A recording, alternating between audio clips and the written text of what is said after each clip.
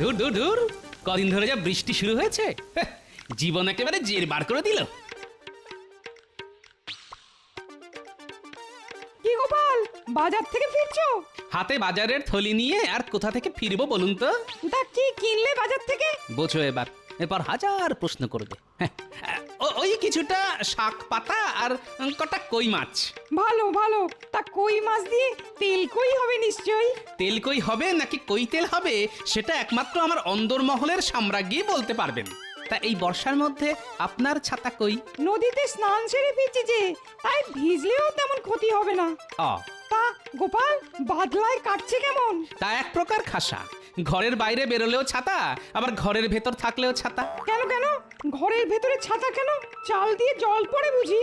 তা পরে বই কি, পরেই যখন তখন সারিয়ে নিচ্ছ না কেন? সারাতে তো পারি, কিন্তু ওই যে লোভ। লোভ? কিসের লোভ? ঘরের ভেতর ছাতা মাথায় দিয়ে বসে থাকার লোভ। আসলে কজন ভাগ্যবান আর ঘরের ভেতর ছাতা মাথায় দিয়ে বসে থাকতে পারে বলুন? তোমার কথার মর্ম ঠিক বুঝলাম না। আসলে আমি যতদূর শুনেছি তাতে বর্ধমানের মহারাজ আর কুচবিহারের রাজামশাই ঘরের ভেতর ছাতা মাথায় দিয়ে বসে থাকেন। আরে সে তো সাধারণ ছাতা নয়, সে তো রাজছত্র। আর ঘর নয়, ঘর নয়, বসে থাকেন রাজসভায়। জানি তো, কিন্তু আমি তো ছোটখাটো মানুষ, তাই ভাঙা ঘরই আমার রাজসভা, আর ছেঁড়া ছাতাই আমার কাছে রাজছত্র। তোমার সঙ্গে কথায় পারে কার সাধ্যি? আর রঙ্গরসিকতাতেও তো তুমি সকলের চাইতে এগিয়ে। চলি চলি হে। আসুন, তবে সাবধানে যাবেন, কদিনের বৃষ্টিতে রাস্তায় যা কাদা।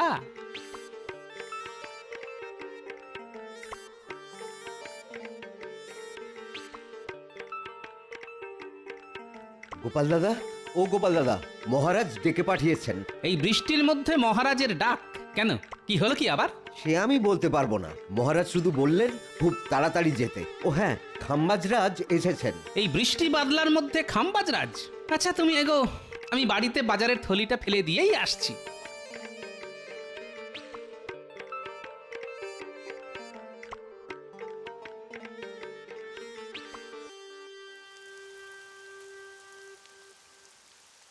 গিন্নি, আরে গিন্নি, কোথায় গেলে গো? কোথাও যাবার কপাল করে কি এসেছি গো? হ্যাঁ, তা সেই একই ভাঙা ঘরে সারা জীবন কাটিয়ে যাচ্ছি। ঘরের এখান ওখান দিয়ে জল পড়ছে বলে মেজাজ বেশ গরম মনে হচ্ছে। যাক, আর বেশি কথা বাড়িয়ে কাজ নেই। এই নাও বাজারের থলিটা ধরো। খুব ভালো কই মাছ আছে এতে। গিন্নি, তুমি রান্না শুরু করো, আমি একটু আসছি, বুঝলে? বলি, কোন রাজকার্যে যাওয়া হচ্ছে শুনি? আজ ঘরামিকে ডাকতে বলেছিলাম না? হ্যাঁ, আরে ঘরামিকে ডাকতেই তো যাচ্ছি। তবে যাবার আগে একবার রাজবাড়িতে ঘুরে যেতে হবে, মহারাজ ডেকে পাঠিয়েছেন। আহ, আবার সেই মহারাজ! কি মন ধরে মহারাজ যে তোমাকে বশ করেছেন কে জানে।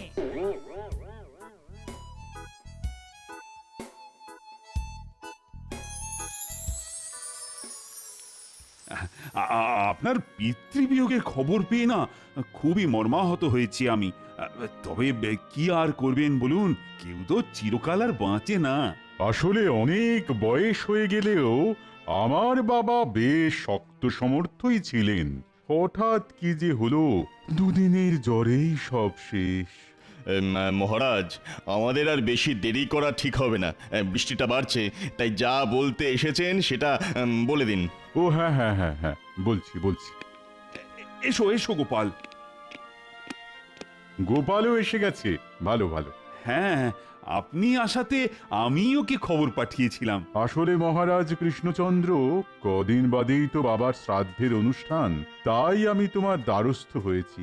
ওই দিন আমার বাড়ি এসে আমাকে পিতৃদায় থেকে মুক্ত করতে হবে তোমায়। হ্যাঁ, যাবো বই কি, নিশ্চয়ই যাব। তবে যা লাগাতার বর্ষা চলছে। ওসব কোনো কথা শুনবো না আমি, তোমাকে আসতেই হবে।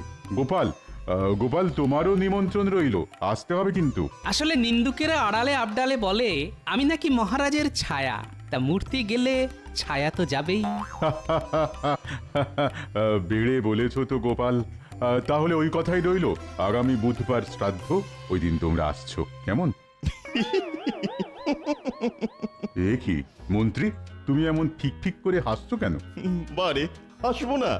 এতদিন রাজা কৃষ্ণচন্দ্রের পাগড়ি ঢাকা মাথায় আমরা দেখে এসেছি, কিন্তু আজ পাগড়ি খোলা। আর দেখুন দেখুন মহারাজ, কৃষ্ণচন্দ্রের মাথায় পাকা চুল। কই দেখি দেখি। তাই তো, কৃষ্ণচন্দ্র, এই বয়সে তোমার মাথায় পাকা চুল কেন? ইয়ে মানে আসলে রাজ্য চালানোর চিন্তা তো, মনে হয় ওই চিন্তাতেই চিন্তা? উফ, দেখো, রাজ্য আমিও চালাই, আর তোমার থেকে আমার বয়সও বেশি। কই, আমার মাথায় একটা চুলও তো এখনো পাকেনি। তা মহারাজ কৃষ্ণচন্দ্রের এইটুকু একটা রাজ্য চালাতে যদি চুলই পাকিয়ে ফেলতে হয়, তাহলে এক কাজ করুন না কেন, আপনার রাজ্যভার আমাদের মহারাজের হাতে সঁপে দিয়ে আপনি বিশ্রাম নিন। না হলে যে দুদিনেই সব চুল সাদা হয়ে যাবে। বেড়ে বলেছো মন্ত্রী, হ্যাঁ? এই জন্যই বলে স্বভাব যায় না মূলে। হ্যাঁ, বাবার শ্রাদ্ধে নেমন্তন্ন করতে এসেও মহারাজকে খোঁচা মারতে ছাড়ছে না। কৃষ্ণচন্দ্র, আমি তাহলে উঠছি। কি আর করবে বলো, গুরুজনের শ্রাদ্ধে তো আর পাগড়ি পরে যাওয়া যায় না, তাই পাকা চুল নিয়ে যেও। হ্যাঁ, আসছি আসছি তাহলে। তোমাকে আর আসতে হবে না, তোমাকে আর আসতে হবে না, বাকি পথ আমরা চলে যেতে পারবো। তুমি বরং তোমার মাথার পাকা চুলটা একটু সামলাও। হ্যাঁ,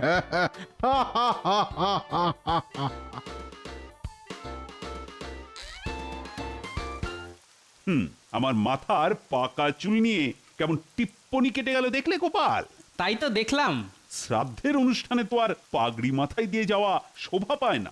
না, তা তো যায় না। আর খালি মাথায় গেলে যদি ওখানেও আমার পাকা চুল নিয়ে টিপ্পনি কাটে, সেটা কাটতেই পারে। আসলে খাম্বাজরাজ আর তার মন্ত্রী তো আপনার খুঁত ধরার জন্য মুখিয়ে থাকে। তবে আমি বলি কি, এসব কথায় আপনি কান দেবেন না। কান না দিয়ে কি পারা যায় বলো তো? ও গোপাল, কিছু একটা ব্যবস্থা করো না, যাতে আমার পাকা চুল কালো হয়ে যায়। সেটা কি করে সম্ভব মহারাজ? চুল পাকা খুব স্বাভাবিক একটা ব্যাপার, কারণ চুল পাকে মানুষের বয়স আর অভিজ্ঞতায়। তাকে কালো করার কোনো উপায় তো আমার জানা নেই মহারাজ। না না না, ব্যাপারটাকে এত হালকা করে নিও না। তুমি হয়তো না জানতে পারো, কিন্তু কেউ না কেউ তো জানতে পারে। আজ রাজসভায় গিয়ে সকলের সাথে এ ব্যাপারে একটা আলোচনা করা দরকার। শোনো, আজ তোমাদের সাথে একটা বিষয় নিয়ে আলোচনা করতে চাই। আচ্ছা, পাকা চুলকে কালো করা যায় কিভাবে? পাকা চুলকে কালো? এ তো আচ্ছা ঝামেলা ভালো। না মহারাজ, আমার তেমন কিছু জানা নেই। কথায় কথায় ছড়া কাটা ছাড়া তোমার যে আর কিছু জানা নেই, সেটা আমার ভালো করে জানা আছে। হ্যাঁ, বিজ্ঞানী, তা তুমি কি কোনো আলোকপাত করতে পারো? মহারাজ, পাকা চুলকে কালো করা নিয়ে কোনো পরীক্ষা এ যাবৎ আমি করিনি, তবে আপনি বললে শুরু করতে পারি। তাহলে আজ থেকেই শুরু করে ফেলো নাকি? একটা কথা আগেই বলে রাখি মহারাজ, এই পরীক্ষার ফল পেতে কিন্তু বেশ কিছুদিন লেগে যাবে। সর্বনাশ, বেশ কিছুদিন? কিন্তু আমার যে খুব তাড়াতাড়ি চাই, মানে আগামী সোমমঙ্গলবারের মধ্যেই। ক্ষমা করবেন মহারাজ, এত তাড়াতাড়ি এসব পরীক্ষার ফল পাওয়া যায় না। হয়তো তাড়াতাড়ি করে কিছু একটা বানিয়ে দিলাম, কিন্তু তাতে করে যদি উল্টো ফল হয়, যদি মাথার সামান্য কটা পাকা চুল কালো না হয়ে মাথার সব চুল সাদা হয়ে যায় বা উঠে যায়, তাহলে? মহারাজ যে কেন পাকা চুল নিয়ে এত মাতামাতি করছেন কে জানে। আচ্ছা, আর কি কেউ জানো? ও মন্ত্রী, এই সুযোগে যদি কিছু একটা করে মহারাজের কাছ থেকে কিছু হাতিয়ে নেওয়া যায়। মহারাজ, এতক্ষণ ধরে আমি শুধু শুনে যাচ্ছিলাম আর মনে করার চেষ্টা করছিলাম। মনে করার চেষ্টা করছিল নাকি নতুন কোনো ভড়ং? কি মনে করার চেষ্টা করছিলে মন্ত্রী? এক কেশ বিশারদের নাম, কি যেন নামটা, হ্যাঁ, মনে পড়েছে, গৌরহরি। গৌরহরি? হ্যাঁ মহারাজ, গৌরহরি বলে একজন কেশ বিশারদ আছে। সে হয়তো পাকা চুল কালো করার গোপন কৌশল জানে। তাহলে আর দেরি করছো কেন? যাও যাও, এক্ষুনি তার কাছে যাও। যথাজ্ঞা মহারাজ।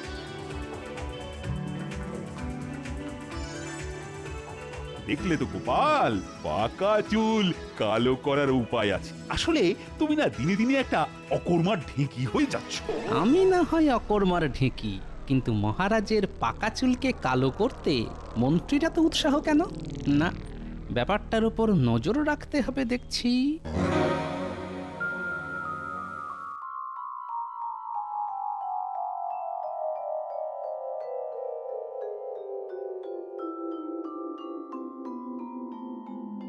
আলকাতরা লাগাচ্ছে না? এই তো পেয়ে গেছি, পেয়ে গেছি। না, রাজসভা থেকে বেরোতে অনেক দেরি হয়ে গেল।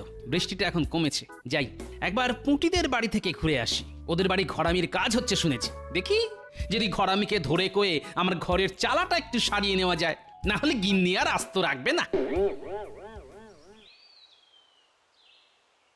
পুটির বাবা, ও পুটির বাবা। বলো গোপাল দাদা। তা তোমাদের বাড়ি ঘরামির কাজ আর কতদিন চলবে? বড়জোর আর 2-1 দিন। চালের কাজ হয়ে গেছে, এখন শুধু আলকাতরা লাগানোর কাজ বাকি। আচ্ছা, ঘরের নিচের দিকের অংশে আলকাতরা লাগাচ্ছ কেন? আসলে মাটির বাড়ি তো, জলের ঝাপটায় ঘরের তলার দিক ভিজে গিয়ে মাটি আলগা হয়ে যায়। হ্যাঁ, বুঝতে পেরেছি। আলকাতরা লাগালে ওই জলের ছাট মাটি আলগা করে দিতে পারবে না, তাই তো? ভালো ভালো, খুব ভালো। আমি এরকমটা করিয়ে নেবো, বুঝলে? ও ভাই, এই বাড়ির কাজ মিটলে আমার সাথে দেখা করো তো, আমার বাড়িতেও একটু কাজ আছে। ঠিক আছে গোপাল বাবু। আমার ঘরের কাজ মিটে গেলে আমি ওকে তোমার কাছে নিয়ে যাব। হ্যাঁ, খুব ভালো। আমি তাহলে চলি হে। তাহলে বুঝতে পারলি তোকে কি করতে হবে? খুব বুঝতে পেরেছি, তবে কি তবে? খুব বেশি না হলেও এ বিষয়ে আমার 3টে মাত্র প্রশ্ন আছে। প্রথম প্রশ্ন, কাজটা কি আমি একলাই করব না ঘটা আমার সঙ্গে থাকবে? না, কোনো ঘট বা ঘটা সঙ্গে থাকবে না। ওই যে কথায় আছে না, অতি সন্ন্যাসীতে গাজন নষ্ট। তাই কাজটা তোকে একলাই করতে হবে। আমি অবশ্য তোর সঙ্গে থাকবো। ভালো ভালো। আমার দ্বিতীয় প্রশ্ন এবার করি। বলছি যে আলকাতরা কোথা থেকে পাবো? পুঁটিদের বাড়ি আলকাতরার কাজ হচ্ছে, ওখান থেকে চুরি করে নেব। খুব ভালো, খুব ভালো। চুরি করার ব্যাপারে আপনি তো আমাদের গুরুদেব। কিছু বললি? না না না, কিছু না। এবার আমার শেষ প্রশ্ন, এই কাজটায় আমি কত পাবো? সে নিয়ে তোকে ভাবতে হবে না, ভালো মতো দিয়ে তোকে পুষিয়ে দেব। যা এখন বাড়ি যা, কাল সকালে আসিস। খুব ভালো, খুব ভালো।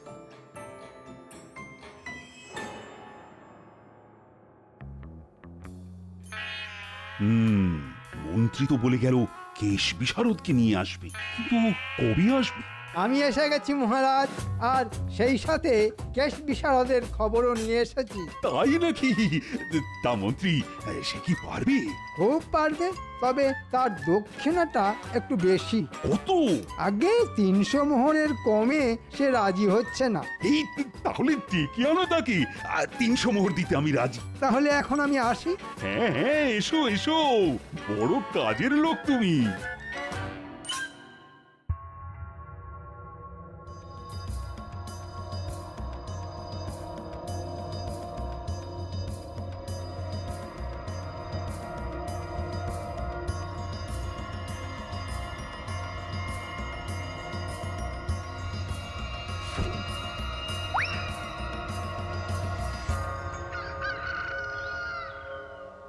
আরে কি হলো কি গিন্নি? আরে মুড়ি টুড়ি কিছু দাও, খেয়ে দে থলি হাতে করে একবার বাজারটা ঘুরে আসি। দিচ্ছি, আর একটু সবুর করো। কি ব্যাপার পুঁটির বাবা, তুমি এলে? ঘরামি কই? আমার সর্বনাশ হয়ে গেছে গোপাল দাদা, আমার সর্বনাশ হয়ে গেছে। কেন, কি হয়েছে? কাল রাতে আমার বাড়ি থেকে কেউ আলকাতরা হাঁড়ি চুরি করে নিয়ে গেছে। হ্যাঁ, আলকাতরার হাঁড়ি চুরি করে নিয়ে গেছে মানে? আলকাতরার রং কালো, আবার কাঁচা চুলের রঙও কালো, তাহলে কি? চলো তো দেখি। গিন্নি, আমি একবার পুটিদের বাড়ি থেকে আসছি।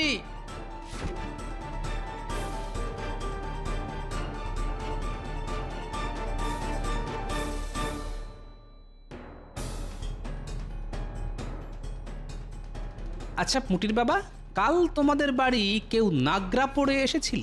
না তো, আমাদের মতো গরিব মানুষদের ঘরে নাগরা জুতো পরে কে আর আসবে? তাহলে কি মন্ত্রী? ঠিক আছে, আমি আসছি।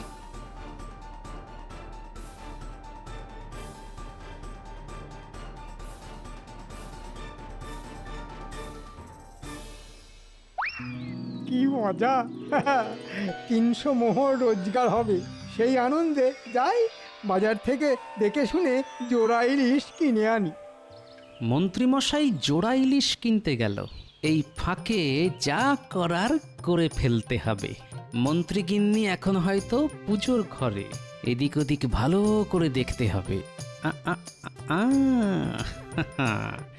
যা অনুমান করেছিলাম ঠিক তাই। এবার দেখো মন্ত্রীমশাই আমার খেলা।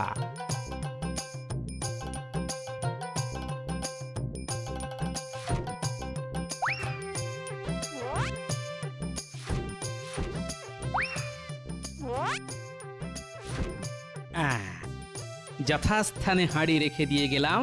নে, এবার যত পারিস মহারাজের মাথায় মাখা।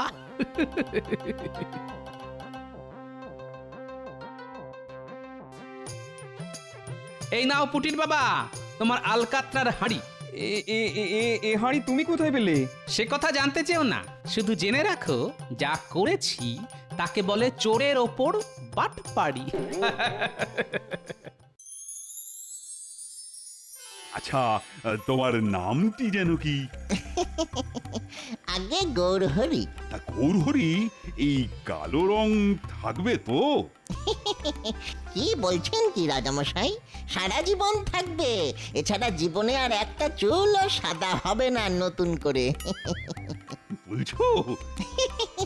বলছি মানে, এ আমার বাপ ঠাকুরদার গবেষণার ফল। যাকে তাকে আমি এই ভেষজ তরল দিই না, শুধু আপনি বলেই হয়ে গেছে রাজামশাই। হয়ে গেছে? হ্যাঁ, হয়ে গেছে। শুধু সামনের কটা দিন মাথা ভেজাবেন না, তারপর যত ইচ্ছে চান করুন। তা আমার পারিশ্রমিকটা?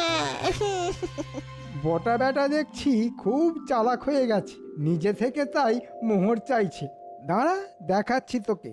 আরে মোহরের জন্যে কোনো চিন্তা করো না গৌরহরি, মহারাজের কাছ থেকে নিয়ে আমি তোমার বাড়ি দিয়ে আসবো। এখন তুমি চলো। মহারাজ, এখন আপনি বিশ্রাম করুন, আমি পরে এসে মোহর নিয়ে যাব।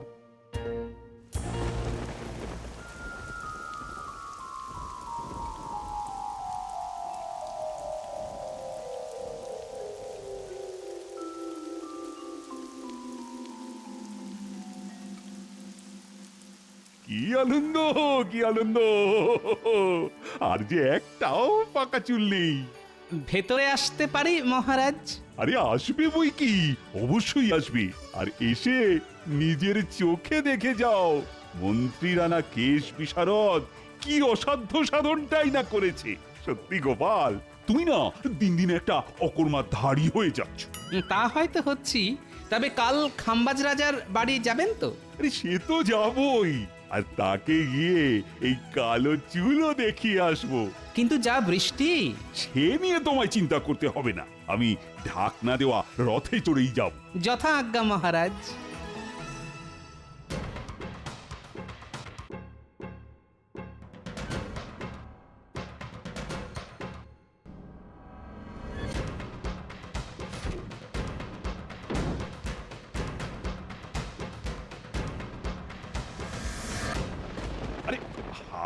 আরে কি হলো সারথি, আমার রথ কোথায়? যাও যাও যাও, তাড়াতাড়ি নিয়ে এসো। আগে মহারাজ, রথের চাকা বিগড়ে গেছে, চালাতে গেলেই কেমন টলমল করছে। সর্বনাশ! এই তাহলে যাবো কি করে গো? ঘোড়ায় করে চলুন না মহারাজ। ঘোড়া? ঠিক আছে, তাহলে তাই চলো। আর বৃষ্টিতে ভিজলেও আমার কোনো অসুবিধে নেই, কিন্তু গোপাল, তোমার কোনো অসুবিধে হবে না তো? আগে না মহারাজ।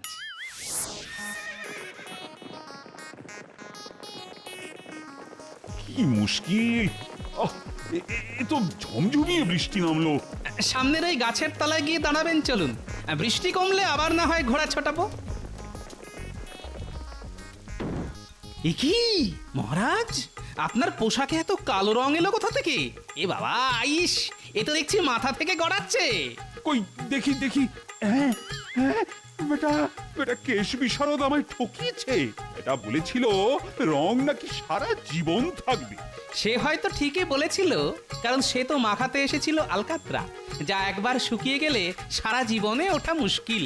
তবে তাতে করে আপনার চুলের যে 12টা বেজে যেত, তাই আমি আলকাতরার হাঁড়ি পাল্টে ভূষকালি রেখে দিয়েছিলাম মহারাজ। হ্যাঁ? মন্ত্রীর কেশ বিশারদ আমার মাথায় আলকাতরা মাখাতে চেয়েছিল। দাঁড়াও দাঁড়াও, মন্ত্রীকে ডেকে ওকে এমন শাস্তি দেব যে। মন্ত্রী? আরে ওটাই তো আসল নাটের গুরু।